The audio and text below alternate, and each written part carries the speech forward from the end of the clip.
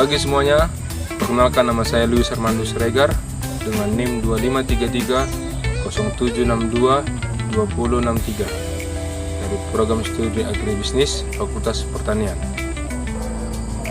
Di sini saya akan menceritakan tentang proses fotosintesis pada tanaman kelapa sawit Elaeis guineensis.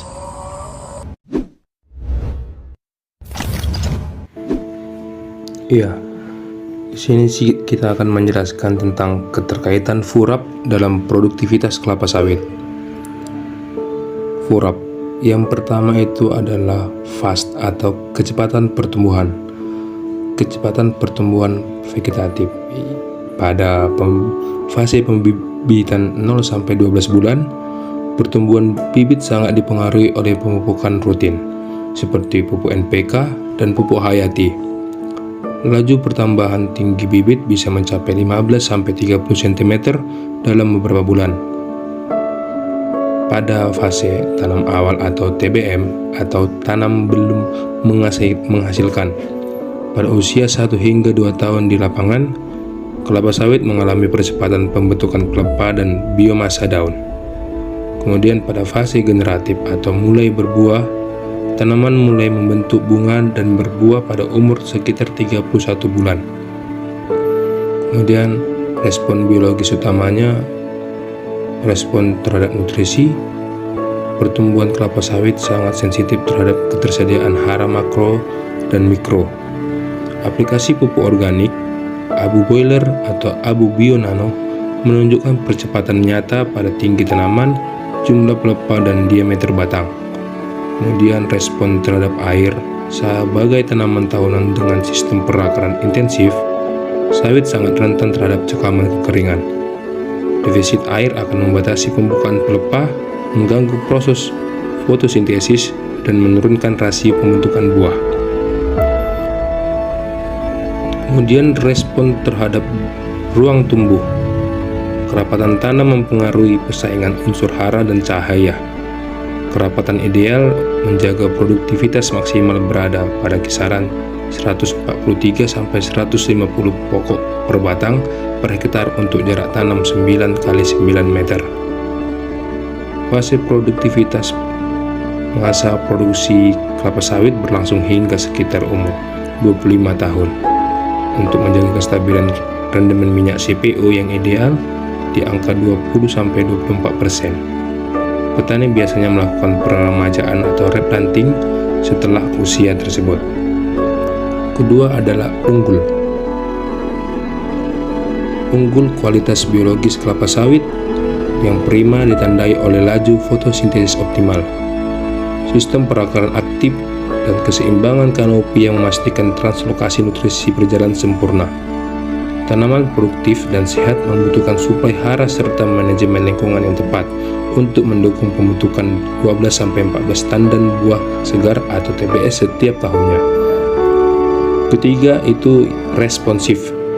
Responsif tanaman kelapa sawit terhadap stres lingkungan tanaman kelapa sawit atau Elaeis guineensis. Respon terhadap stres lingkungan di mana cekaman kekeringan atau defisit air menjadi faktor pembatas utama yang paling cepat menurunkan produktivitas buah. Karena memiliki sistem perakaran yang relatif dangkal, sawit langsung mengaktifkan mekanisme pertahanan fisiologis, biokimia, dan morfologis saat mendeteksi perubahan ekstrim pada lingkungan. Saya akan menjelaskan tentang cekaman kekeringan water deficit, yaitu kekeringan terjadi jika curah hujan turun di bawah 1250 mm per tahun atau kemarau berlangsung lebih dari 3 bulan. Respon tanaman itu akan mempengaruhi penutupan stomata yang akan mencegah kehilangan air melalui transpirasi dan menutup stomata secara cepat. Dan juga ada akumulasi prolin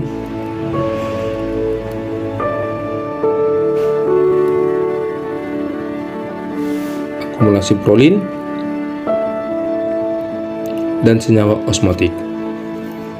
Kemudian pelepah akan sengklek dan patah.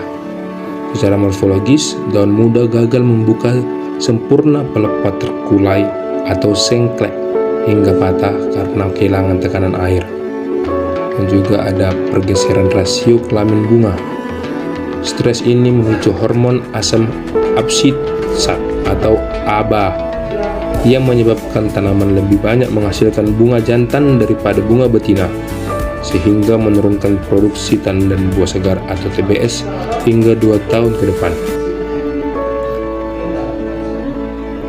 Keempat itu akuntabel, mengukur monitoring fisiologis data pertumbuhan hasil panen kelapa sawit. Metode ini melalui pengukuran fisiologis tanaman dalam vegetatif. Parameter ini diukur secara berkala dan mengevaluasi efisiensi fotosintesis dan status kesehatan tanaman. Dalam mengukur fisiologis tanaman diliputi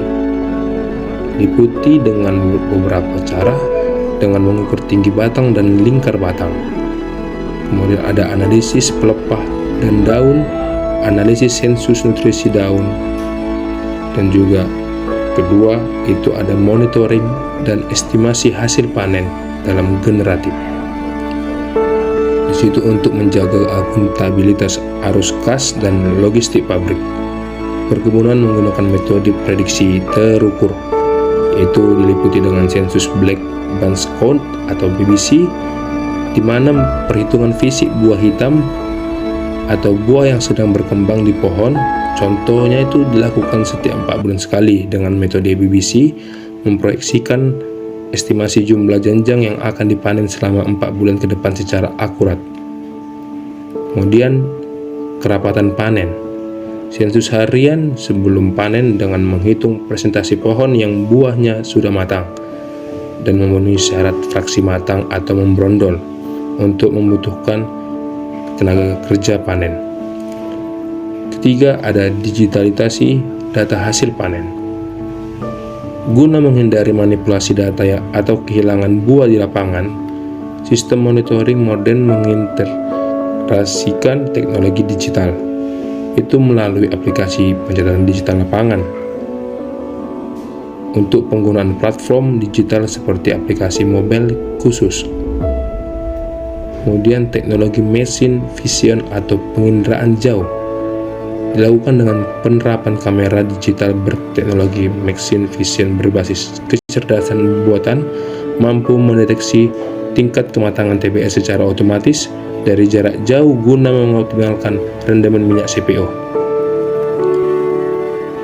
5 adalah berkelanjutan atau keseimbangan fisiologis tanaman kelapa sawit dalam lingkungan. Berkelanjutan ini meliputi tentang keseimbangan karbon dan air atau fotosintesis versus transpirasi. Mekanisme fisiologis. Tanaman harus menjaga efisiensi penggunaan air atau water use efisiensi saat kemarau. Tanaman yang seimbang akan menutup sebagian stomata untuk menghemat air, namun tetap menjaga laju fotosintesis minimum sehingga pelepah tidak sengklek. Dan praktik berkelanjutan dengan memasang rorak atau parit buntu untuk memanen air jauh. Aplikasinya itu mulsa pelepah di piringan dan penanaman tumbuhan penutup tanah atau legume cover crop untuk menjaga kelembaban tanah dan menurunkan penguapan ekstrem. Sekian penjelasan saya tentang FURAP dalam produktivitas tanaman kelapa sawit. Semoga bermanfaat. Fotosintesis bermula dari bagian bawah tumbuhan, yaitu akar. Akar akan menyerap air yang berada di tanah melalui pembuluh kayu atau xilem dan membawanya naik melewati batang dan kemudian menuju ke daun. Daun merupakan bagian yang penting bagi tumbuhan. Hasil fotosintesis yang berupa glukosa dan oksigen semua diproses di dalam daun. Bagian daun terdiri dari helai daun atau lamina yang berbentuk datar dan tangkai daun atau petiolus yang menempel pada batang dan menopang helai daun.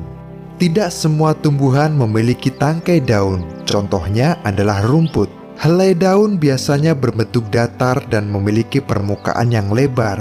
Ini berguna untuk menangkap cahaya matahari. Di dalam bagian daun terdapat beberapa lapisan, yaitu lapisan epidermis atas, jaringan mesofil, dan lapisan epidermis bawah. Lapisan epidermis atas memiliki fungsi melindungi bagian dalam dari daun. Jaringan mesofil dibagi menjadi dua bagian, yaitu jaringan tiang atau palisade dan jaringan bunga karang atau spons. Pada bagian jaringan tiang atau palisade terdapat banyak sel yang berbentuk silinder dan tersusun rapat. Di dalamnya terdapat banyak kloroplas. Sedangkan pada jaringan bunga karang atau spons memiliki susunan sel yang lebih longgar. Di bagian ini juga terdapat berkas pembuluh angkut yang terdapat pada tulang daun, di mana fungsinya adalah sebagai alat transport dan juga penguat daun. Di dalam berkas pembuluh angkut terdapat xilem atau pembuluh kayu, berguna untuk membawa serapan air menuju daun, dan floem berguna untuk menyalurkan hasil fotosintesis dari daun ke bagian yang lain. Bagian paling bawah adalah bagian epidermis bawah. Di sini terdapat banyak lubang yang disebut dengan stomata. Masing-masing stomata dikelilingi oleh dua sel penjaga untuk mengatur terbuka dan tertutupnya stomata. Karbon dioksida di lingkungan sekitar akan diserap melalui stomata, kemudian masuk ke dalam jaringan bunga karang atau spons. Selanjutnya, molekul air serta karbon dioksida dibawa ke jaringan palisade dan masuk ke dalam sel berbentuk silinder. Kloroplas kemudian menyerap kedua molekul ini.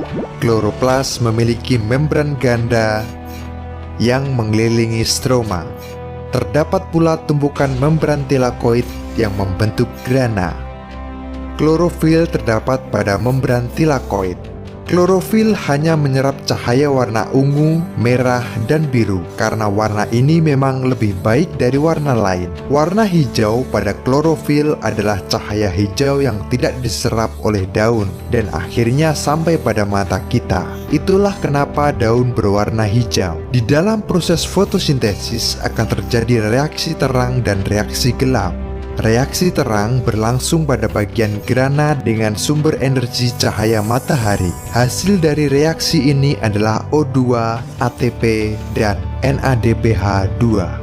Sedangkan reaksi gelap berlangsung pada bagian stroma dengan sumber energi hasil reaksi terang yaitu ATP dan NADPH2. Hasil dari reaksi gelap adalah zat makanan yang berupa glukosa. Oksigen dan glukosa selanjutnya akan menyebar keluar dari kloroplas. Untuk glukosa akan diangkut melalui floem menuju ke seluruh bagian tumbuhan untuk makan dan pertumbuhan. Sedangkan untuk oksigen akan tersebar keluar melalui stomata. Oksigen ini adalah bagian yang sangat penting untuk kelangsungan hidup makhluk di bumi. Salah satunya yaitu untuk bernafas. Udara di sekitar juga akan menjadi lebih bersih dan segar. Oleh karena itu, mari kita jaga tumbuhan dengan merawatnya dan tidak menebang pohon sembarangan untuk menjaga kehidupan makhluk yang ada di bumi. Sekian penjelasan dari saya. Maaf jika ada salah kata. Saya ucapkan terima kasih. Fakultas Pertanian Jaya.